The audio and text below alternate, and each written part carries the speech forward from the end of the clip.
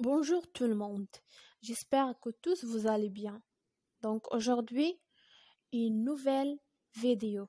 Nous allons faire un cours très important dans le cadre de la série des cours qu'on a déjà commencé concernant les cours de la 3e année collégiale pour la 2e période. السلام عليكم جميعا، نتمنى تكونوا بخير. إذن في إطار سلسلة الدروس اللي كنا بدينا بخصوص الدروس ديال السنة الثالثة إعدادي للدورة الثانية، اليوم إن شاء الله غنديرو واحد الدرس مهم جدا اللي هو لو شيما ناراتيف. إذا خصنا نعرفو أول حاجة أشنا هو الشيما ناراتيف. Le schéma narratif d'un récit est le déroulement de ce récit et des actions qu'il raconte. On parle de schéma narratif pour les histoires telles que les contes ainsi que les romans. C'est une façon et point de vue pour commenter et analyser un récit lorsqu'on fait de l'analyse littéraire. هنايا كيقولك أن الشيما ناراتيف هي واحد التحليل، واحد الاناليز ديال واحد النص. كنحلو الأحداث ديال واحد النص وكنقسموها على عدة مراحل باش نقدروا نفهموا القصة ديال هذاك النص. خصنا نعرفوا بعدا انه الشيما ناراتيف ما كنديروهاش لكاع انواع ديال النصوص، كتكون عندنا فقط في النص السردي لو تكست ناراتيف. كاينين استثناءات ولكن بصفه عامه كنديروا الشيما ناراتيف لو تكست ناراتيف فقط، ما كتكونش في التكست ديسكريبتيف الوصفي او لو تكست انفورماتيف او النص الاخباري، كتكون فقط في لو تكست ناراتيف. داكوغ. اذا الشيما ناراتيف كتكون من عناصر لي زيليمون دو شيما ناراتيف. هاد العناصر هما لا سيتوياسيون انيسيال، l'élément perturbateur, les péripéties, la situation finale et enfin la chute سيونا. ندوزو دابا باش نشرحو كل عنصر على حدة. اشنا هي لا سيتوياسيون انيسيال أو بالعربية هي الوضعية البدئية.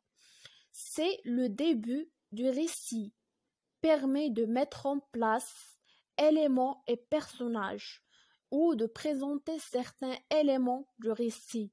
Un incipit peut prendre diverses formes et il n'y a pas de règle immuable. الوضعية البدئية هي فاش كنحطو النص في الإطار ديالو الزماني والمكاني وكنعرضو الشخصيات وكنحطو هذاك القارئ في خضم القصة، يعني بحال كنديرو واحد المقدمة أو واحد التعريف لهداك النص اللي عندنا باش نعرفو حنايا علاش تنهضرو. في لا سيتوياسيون انيسيال كيكون ليكيليبر، كيكون التوازن، ما كتكونش شي حاجة اللي بيزار، شي حاجة غريبة، يعني كيكون كلشي مزيان، كلشي كيكون كالم، ما كتكونش شي حاجه داخله على القصه. كيف ما قلت كنكتفيو بتقديم النص والشخصيات والاحداث اللي كتكون عندنا في البدايه ديال النص.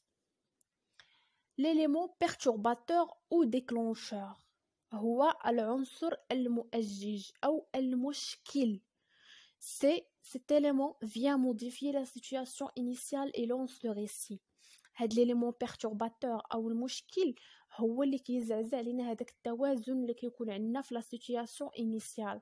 التوازن والطبيعه ديال الاحداث اللي كتكون عندنا في الوضعيه البدئيه ما كتبقاش، كتغير، كتوقع شي حاجه، كتوقع واحد الحادثه او واحد المشكل اللي كيغير المجرى ديال القصه. هذا هو ليليمون بيرتورباتور. لو ديغولمون او لي بيريبيسي هادو هما المراحل. Il s'agit de toutes les actions qui suivent l'élément perturbateur. Les actions atteintent sauf une apogée avant d'atteindre leur résolution. هنايا اش كنديرو؟ كنقسمو هذاك المشكل او الاحداث اللي كتبع هذاك المشكل الى مراحل، يعني كنديرو المراحل ديال هذاك المشكل.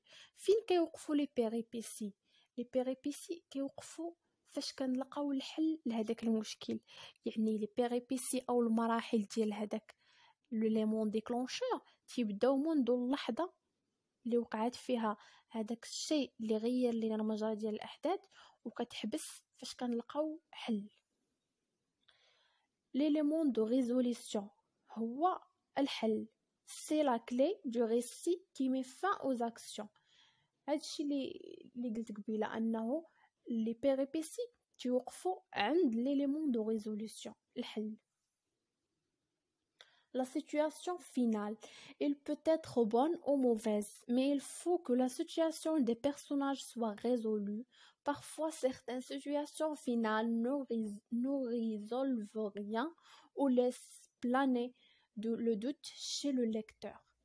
La situation finale هي فاش تترجع الأحداث الوضعية ديالها اللي كانت في الأول، يعني هداك ليليمون ديكلونشور أو هداك المشكل ما تيبقاش عندنا تقريبا كيتحل.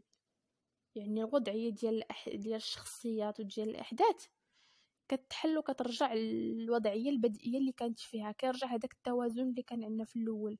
ماشي بالضروره تكون الوضعيه النهائيه، تكون لا سيتوياسيون فينال واحد شيء مفرح، تقدر تكون بون او موفيز، تقدر تكون شي حاجه مزيانه او شي حاجه سيئه.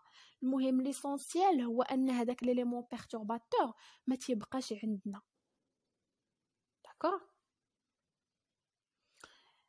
Il faut cependant être vigilant. Un schéma narratif n'est pas proportionné de la même manière selon les récits. La taille d'un incipit ou d'un expit qui clôt le roman varie selon les romans. Les éléments interviennent aussi parfois de manière inattendue. هنايا كيقول لك انه لا طاي ديال الشيما ناراتيف ماشي بالضروره تكون هي نفسها بالنسبه لكاع القصص وكاع النصوص. نشرح مثلا لي بيريبيسي المراحل نقدروا نلقاوها في واحد النص 10 ديال المراحل، ونقدروا نلقاوها في نص اخر غير مرحله وحده ولا جوج. يعني لا طاي ديال هاد العناصر ديال الشيما ناراتيف ما كيكونوش بحال، يعني كتختلف من نص الى اخر. كما ان الاحداث تقدر تجي بطريقه غير متوقعه، تقدر تلقاي واحد القصه فيها غير اليمون بيرتورباتور واحد، وفي قصه اخرى تلقى بزاف. يعني الاحداث اناتوندو الغير متوقعه كتجي بشكل متوالي. Ce type de schéma peut aussi être utilisé pour des pièces de théâtre. Dans les contes, on parle sauf de schéma linéaire. كيف ما قلت قبيله راه نقدروا نلقاو في شي حوايج اخرين شيما نغاتيف نقدروا نستعملوها في لي تياتر، بياس دو تياتر، مسرحيه. ولكن هنايا ما يمكنش نقولوا شيما نغاتيف حيت ما عندناش نص سردي، كنقولوا شيما كينيير. داكوغ. هنايا غادي نديرو واحد ليكزامبل، لو كريم دو ليتي. انا غادي نعاود لكم اشنو كاين في هاد القصه هادي بلا ما نحتاجو اننا نقراوها. دونك هنايا كاين القصه ديال واحد الشخص اللي كيمشي عند صاحبو بشكل اعتيادي. صاحبو سميتو بول. هذاك الشخص كيمشي عند صاحبو بول تقريبا يوميا مع ديك 11 ديال الصباح على حسب القصه. هنايا واحد النهار تيدق على هذاك صاحبو ما تيجاوبوش، كيسول عليه الجيران ما كيعطوهش الخبر. فجأة كيجير واحد الدورة على الدار وكيبان ليه الدجاج مهرس وصاحبو على واحد الكنابي مقتول. كيتصل بالشرطة، كيجيو الشرطة كدير التحقيق ديالها، كيجي الطبيب باش يطلع على الجثة ديال هذاك الشخص اللي هو بول.